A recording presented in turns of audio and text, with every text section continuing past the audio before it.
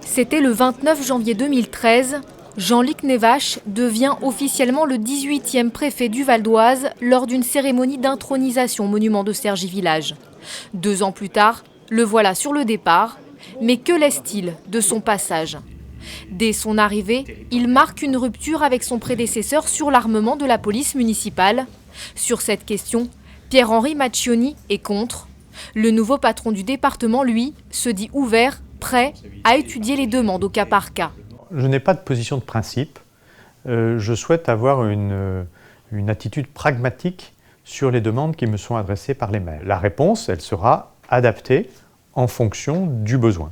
Jusque-là, seul département d'Île-de-France où la police municipale n'est pas armée, Jean-Luc Névache va au fur et à mesure donner son accord à différentes communes. D'abord à Argenteuil pour des flashballs, à Éragny pour des tasers et dernièrement à Franconville pour des armes de poing. Outre la mise en place des zones de sécurité prioritaires qu'il doit assurer peu de temps après son arrivée et l'épineux dossier du redéploiement police-gendarmerie, il y a aussi la sécurité routière. Une priorité pour cet ancien délégué interministériel en charge de cette question. Prévention, mais aussi renforcement des contrôles et finalement des résultats. Après une année 2013 identique à 2012, avec 29 tués sur les routes, le Val d'Oise enregistre une baisse en 2014 avec 25 victimes de la route. Une satisfaction. Derrière les chiffres, il y a des hommes, il y a des femmes, il y a des drames humains.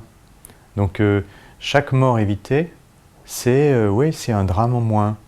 Et je suis très, comment dire, ça me touche beaucoup. Des dossiers, mais aussi des situations d'urgence à gérer, avec dernièrement le plan Vigipirate élevé au niveau alerte attentat après les événements parisiens.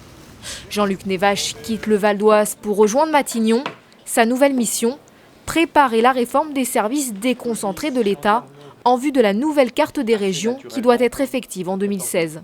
Merci à vous.